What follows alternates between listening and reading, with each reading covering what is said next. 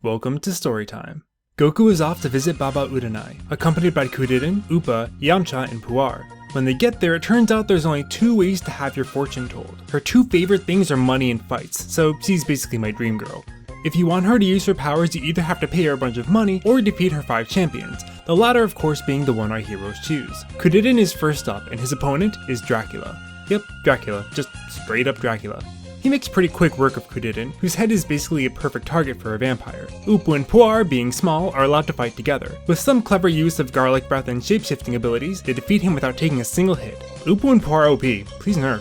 Yamcha's up next, and he's fighting the Invisible Man. Now, Yamcha can't even beat opponents he can see, so I don't think I have to tell you it doesn't go too well. Kuririn gets the idea to, well, there's no real way to summarize this, so I'm just going to explain his insane plan. He has Goku fly off and grab Bulma and Kame-Sennin, then positions them so that when Kuririn pulls Bulma's top off, it makes Kame-Sennin's nose bleed so much that it covers the Invisible Man in blood. So, that happened.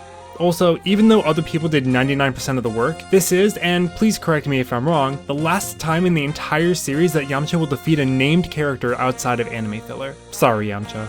Kame-Sennin reveals that he's actually Baba Uranai's brother, but she still demands Goku and friends beat her champions anyway. She moves the fight to the Devil's Toilet, an arena suspended over acid because why not? Yamcha is up against the mummy, and he barely escapes the fight with his life, meaning that Goku has to fight 3 champions on his own. At first it looks like he's outmatched, but turns out it's totally no biggie and Goku beats the mummy with one blow. Kame-Sennin is amazed that Goku's grown so strong, and admits that he's at a level way beyond the rest of them now. The next opponent is the Devil Man. His strongest attack is the Beam of Evil, which amplifies the darkness within someone until it consumes them.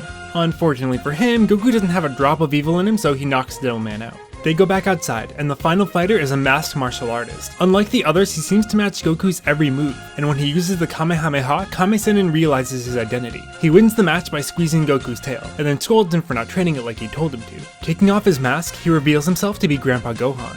Goku loses his mind with happiness, and Gohan explains that Baba Uranai can bring someone back to life for a single day.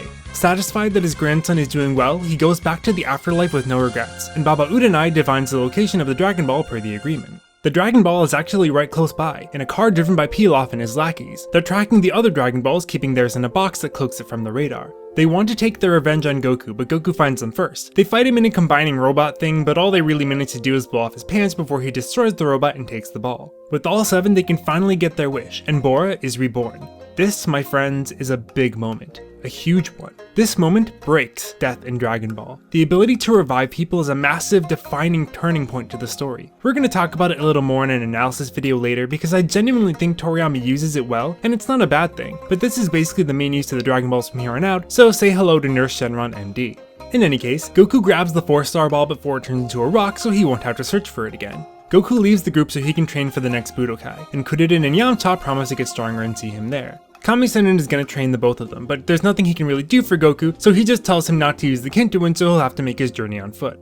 3 years pass, and everyone meets up at the Tenkaichi Budokai. Kuririn, Yamcha, Goku, and Kame-Sennin, as Jackie-chan, all enter. Kame-Sennin's old training partner, Tsuru-Sennin, the Crane Hermit, is there too. He's brought his students, the 3-eyed Tenshinhan and the doll-like Chaozu. Of course, they all make it to the finals, and lunch gets everyone good seats up front by firing wildly into the air and clearing the crowds, which everyone's pretty fine with. Tenshinhan talks some righteous smack on the Kame school, and Chaozu uses his psychic powers to make sure he and Ten get to fight the Turtle School kids first. Tenshinhan absolutely brutalizes Yamcha, blocking his Kamehameha with his bare hands and shattering his kneecap. Next, the Man-Wolf fights Jackie-Chun, and Man-Wolf is real mad because since Jackie blew up the moon last time, he never gets to change it to a human anymore. Jackie uses Kuririn's bald head as a stand-in, and some hypnosis lets him change back. Chaozu uses Tao Pai Pai's Zidonpa beam to terrorize Kuririn, who defeats him using the most powerful skill of all, math. It distracts Chaozu so Kuririn can knock him out. Goku has no trouble at all with Penput, and Jackie-Chun tries to convince Tenshinhan to leave his jerk master, giving up in the end because he's decided he'd rather watch his students fight. Next is Goku versus Kuririn, and though Kuririn has improved an incredible amount, Goku has stayed ahead, and manages to knock him out of the ring. The finals are Goku vs Tenshinhan, and though Kame-Sennin keeps trying to get Tenshinhan to become a good guy, he wants to take Tao Pai Pai's place as the world's greatest assassin. Goku, meanwhile, wants to get revenge for Ten's treatment of Yamcha in their match. Tenshinhan has a lot of tricks up his sleeve, like the Taioken that creates a blinding flash, and the Shioken which gives him 2 more arms. Tsuru-Sennin is having Chaozu use his psychic abilities to mess with Goku, but Tenshinhan makes him stop. Having such an even match has made him not want to be an assassin anymore. He wants to win the fight fair and square. Finally, Ten uses the Kikoho, a ki blast so strong the user can die from it to destroy the arena. Tenshinhan can fly, so he thinks he's won, but Goku uses a Kamehameha to propel him into a headbutt, and the two fall to the ground together.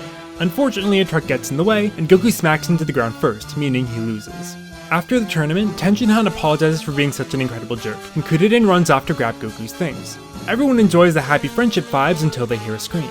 They all run to the source, where they find that Kuririn has been murdered.